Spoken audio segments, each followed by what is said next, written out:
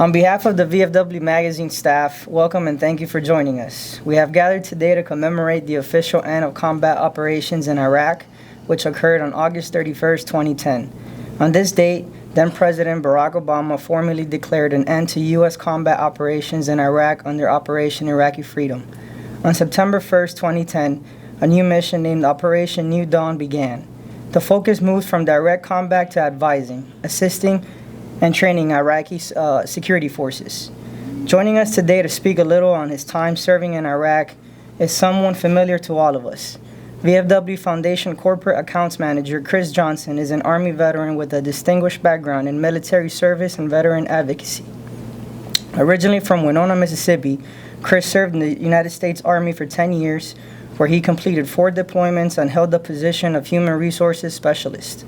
His unwavering commitment to his country and fellow soldiers earned him numerous accolades, including 3 Army Commendation Medals, Joint Service Achievement Medal, 2 Army Achievement Medals, Meritorious Unit Commendation, Valorous Unit Award, 3 Army Good Conduct Medals, National Defense Service Medal, Afghanistan Campaign Medal with 2 Campaign Stars, Iraq Campaign Medal with 3 Campaign Stars, and the Combat Action Badge. After leaving the Army, Chris embraced a new adventure by living in Italy for 5 years, soaking in the vibrant cultures of Rome and Vicentia. During this time, he even learned the language, deepening his connection to the beautiful country. In addition to his tireless advocacy for the veterans community, Chris most cherishes the time he spends with his wife and 5 children. Join me in welcoming Chris Johnson. Appreciate it. Good afternoon, everyone.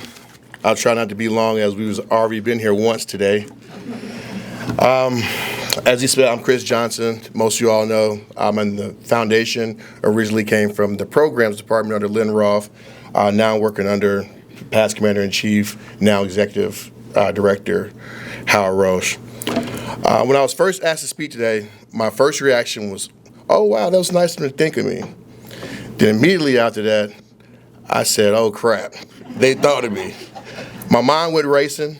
What am I going to talk about? Do I want to allow myself to be vulnerable? After all, as any veteran can tell you, once this conversation starts, you can find yourself 45 minutes in all kinds of topics. So I made sure to spare you all and preserve your time by writing down what I wanted to say so I wouldn't be all over the place. Before I speak on the official end to the combat operations in Iraq, let me briefly share with you my story leading up to this topic. Joining the military was not my first choice.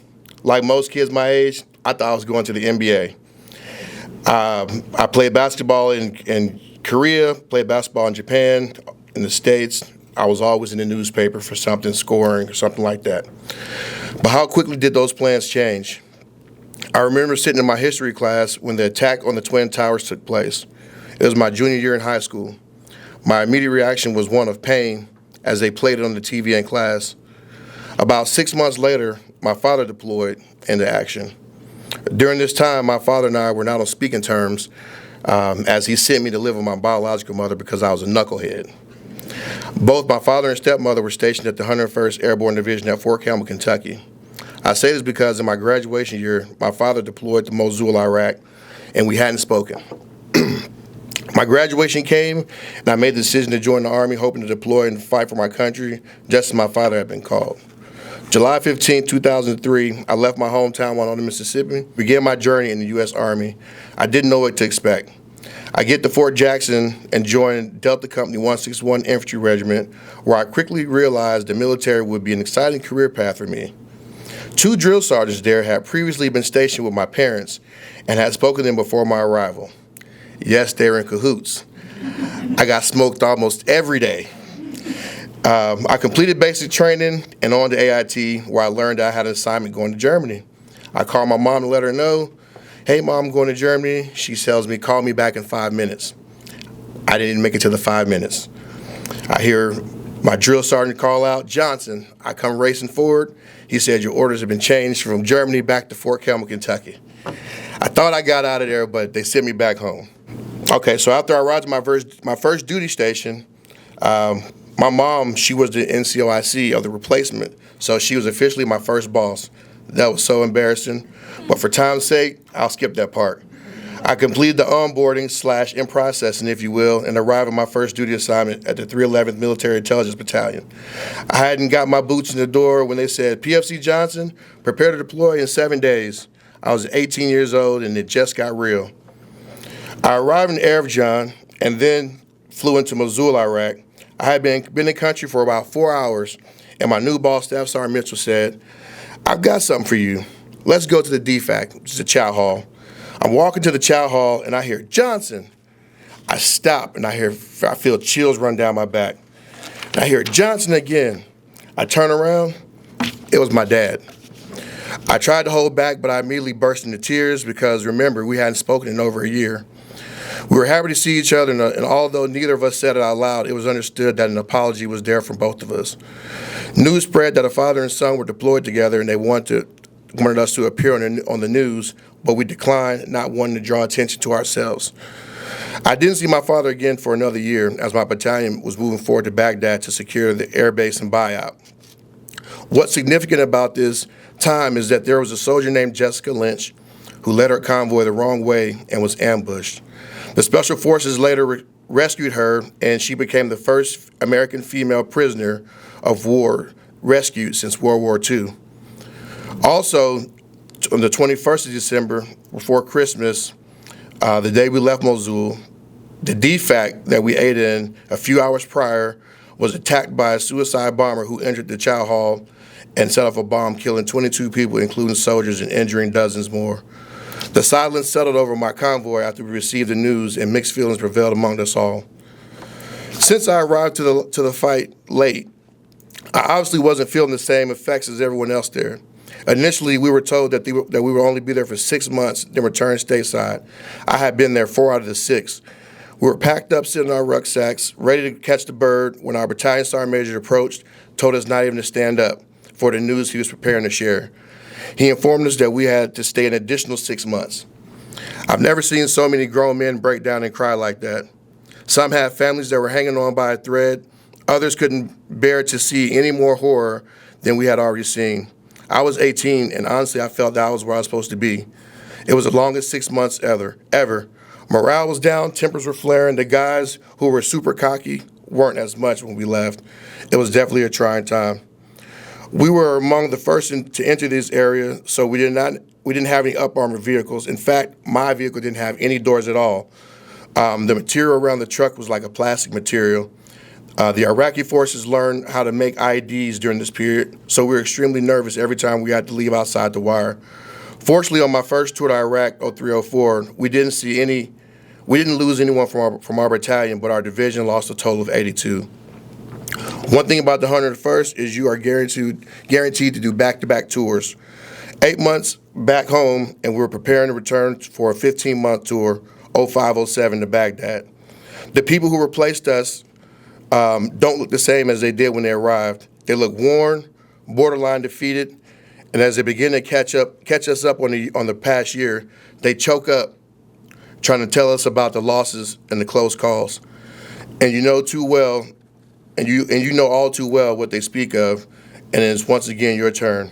Fortunately, this tour we upgraded our vehicles to prevent armor-piercing attacks. We had vehicles like the Buffalo that was designed to do route clearing.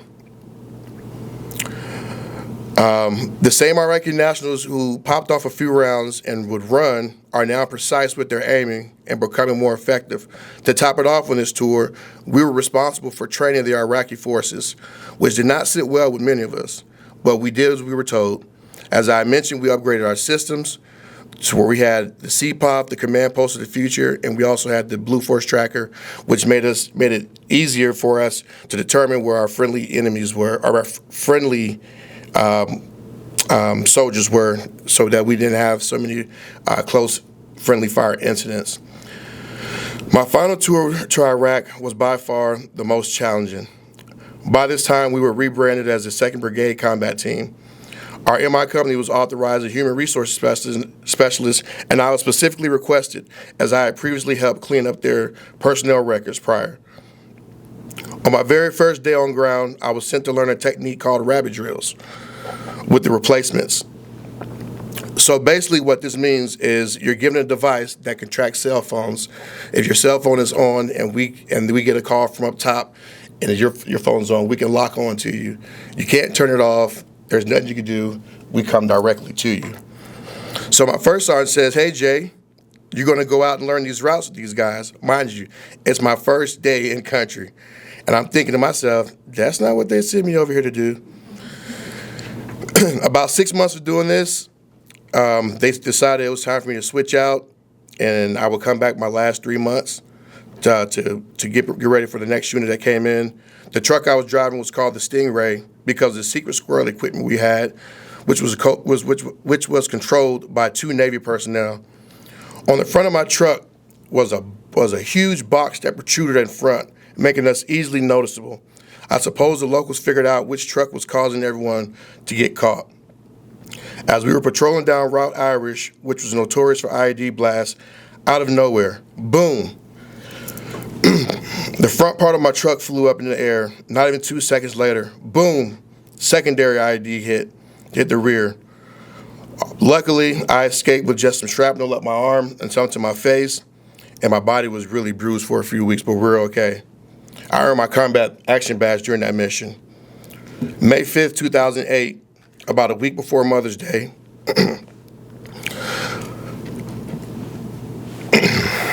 May 5th, 2008, about a week before Mother's Day, we had a medic specialist, Jessica Ellis.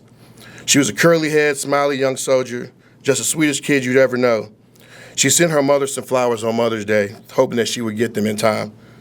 On May 11th, Mother's Day, we were called out for a mission, and everything just seemed off that day, and we were sure to find out why. While we were out, we encountered a firefight that lasted approximately 15 minutes. Our QRF backup arrived to help out, and we were soon able to leave that area. But we had to go a route that we had not yet cleared. 5 minutes until the return to the fob, an explosion occurs. Our troop commander, Captain Waker, calls back and verifies that everybody's okay and able to continue. We get back to the fob about 10 minutes. Everyone gets out of their truck, but the vehicle that had my medic in it, they were pretty messed up.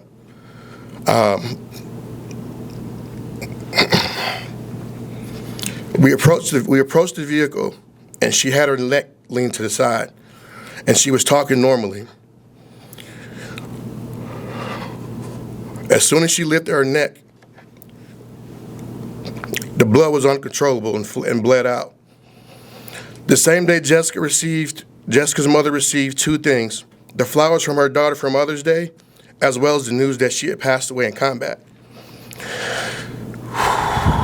A couple of days later, we held a ceremony where I was asked to be one of 7 to give the volley salute, which is a ceremonial act where a firing party fires 3 volleys of blank rifle cartridges into the air to honor the fallen. I still hear those 3 shots to this day. Ready, aim, fire. That was the most complex deployment for me. Finally, when President Barack Obama announced complete withdrawal of the troops from Iraq, I found myself at Fab Sharana in Afghanistan. The news hit me with overwhelming mixed emotions. The first thought that crossed my mind was the logistical challenge ahead. How would they manage to safely evacuate not just the troops, but also the vast array of equipment we had amassed over the years? The uncertainty gnawed on me, especially when I considered what we might be leaving behind. The idea of leaving any resources or technology that could potentially be used against us in the future was deeply troubling. Yet, despite these concerns, a sense of relief washed over me. I felt a surge of happiness knowing that those of us who remained would soon have the opportunity to return home, even though we were still embroiled in another conflict in a different part of the world. The reality of returning to civilian life weighed heavily on my mind. The truth is, once you've experienced the chaos of war, you find it nearly impossible to reintegrate into everyday world that seems so distant from the battlefield. You would never be the same. You would never fully fit in with those who haven't shared your experiences. It takes an immense amount of time and effort to figure out your next steps.